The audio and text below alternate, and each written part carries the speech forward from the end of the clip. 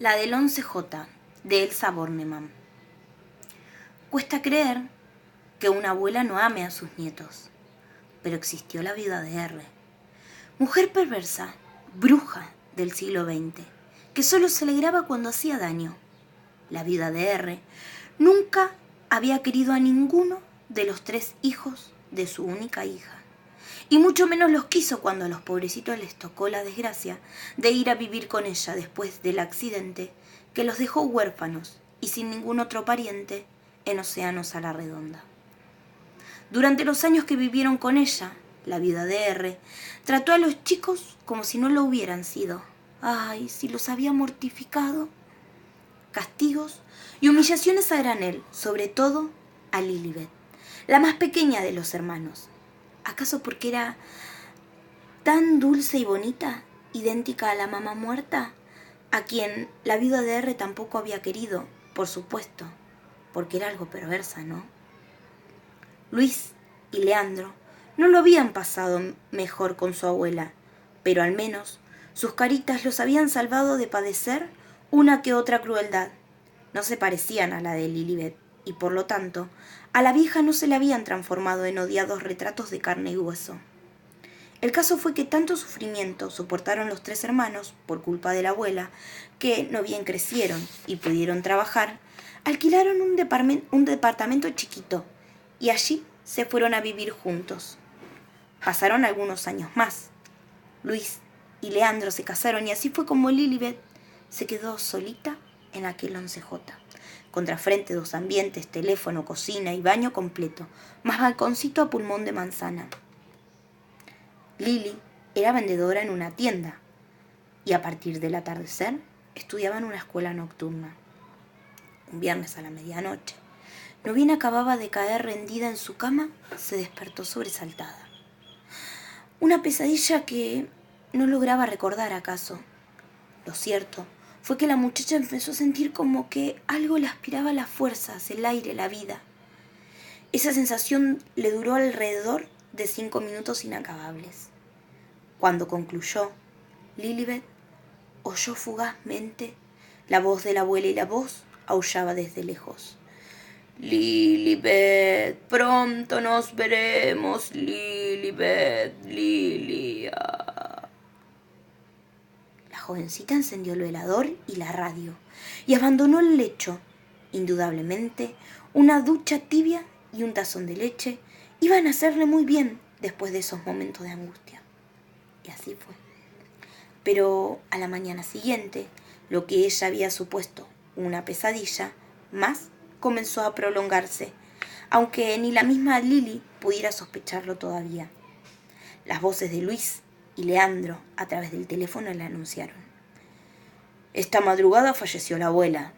Nos avisó el encargado del edificio. Sí, te entendemos. Nosotros tampoco, Lili, pero claro, alguien tiene que hacerse cargo de... Quédate tranquila, nena. Después te vamos a ver, ¿sí? Bien. Besos, querida. Luis y Leandro visitaron el 11J la noche del domingo. Lili los aguardaba ansiosa. Si bien ninguno de los 3 podía sentir dolor por la muerte de la malvada abuela, una emoción rara, mezcla de pena e inquietud a la par, unía a los hermanos con la misma potencia que el amor que se profesaban.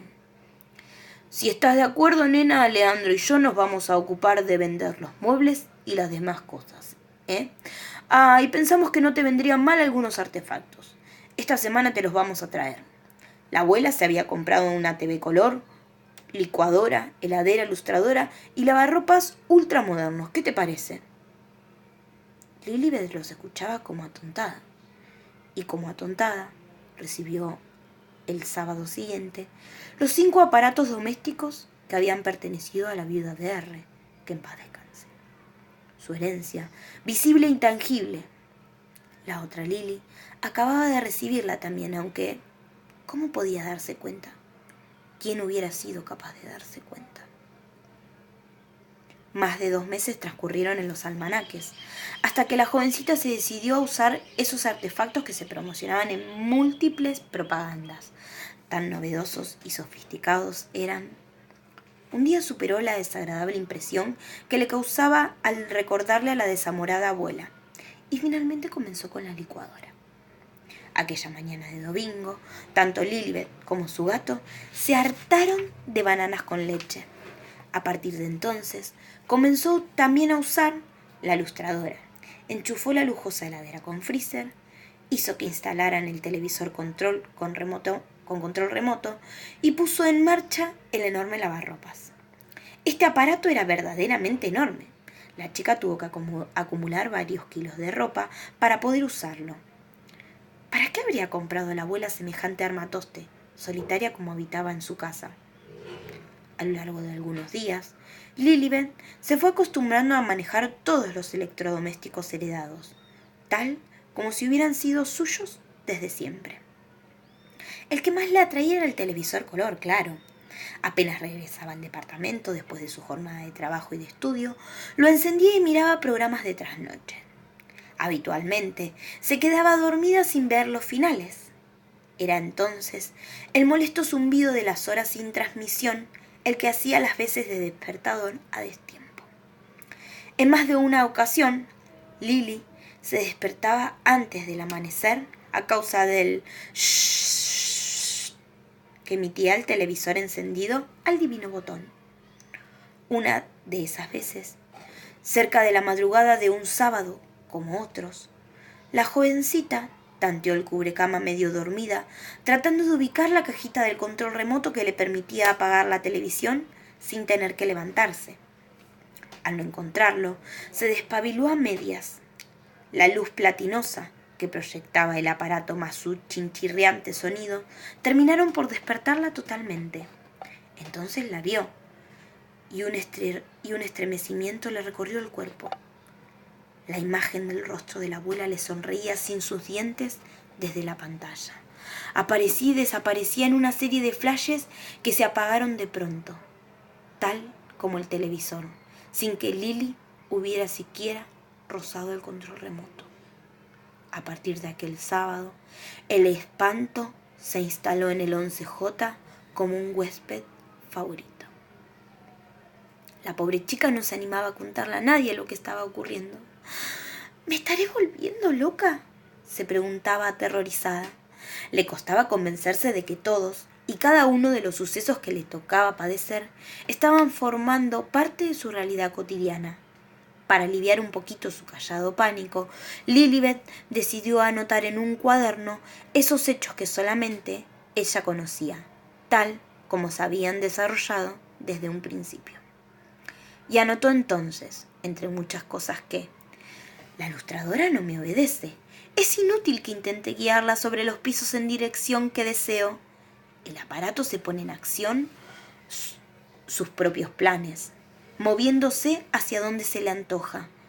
Antes de ayer, la licuadora se puso en marcha, por su cuenta, mientras que yo colocaba en el vaso unos trozos de zanahoria.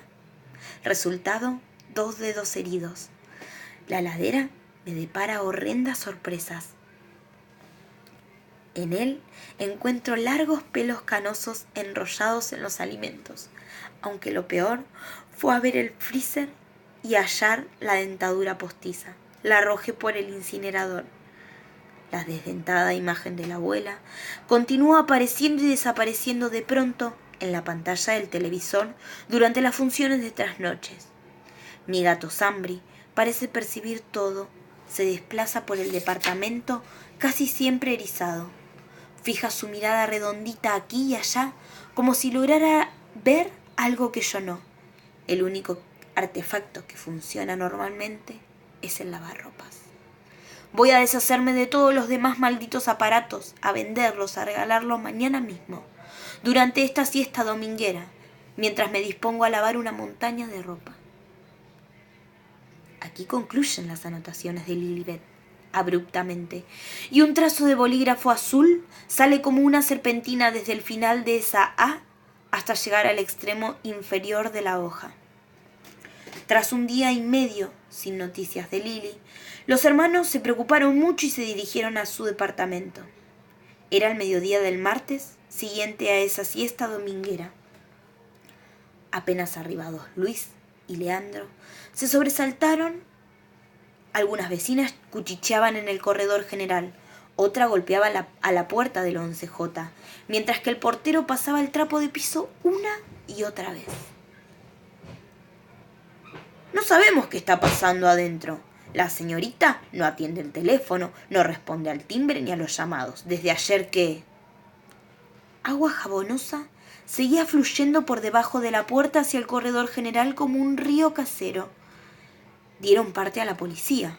Forzaron la puerta que estaba bien cerrada desde adentro y con su correspondiente traba. Luis y Leandro llamaron a Lili con desesperación. La buscaron con desesperación y con desesperación comprobaron que la muchacha no estaba allí. El televisor en funcionamiento, pero extrañamente sin transmisión a pesar de la hora. Enervaba con su zumbido. En la cocina, la montaña de ropa sucia junto al lavarropas en marcha y con la tapa levantada. Medio enroscado en la paleta del tambor giratorio y medio colgando hacia afuera, un camisón de Lilibet, única prenda que encontraron allí, además de una pantufla casi deshecha en el fondo del tambor. El agua jabonosa seguía derramándose y empapando los pisos. Más tarde, Luis ubicó a Sambri detrás de un cajón de soda y semioculto por una pila de diarios viejos.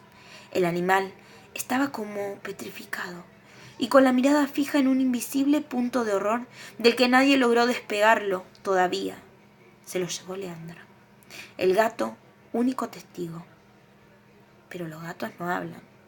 Y a la policía las anotaciones del cuaderno de Lilibet le parecieron las memorias de una loca que vaya a saber cómo se las ingenió para desaparecer sin dejar rastros.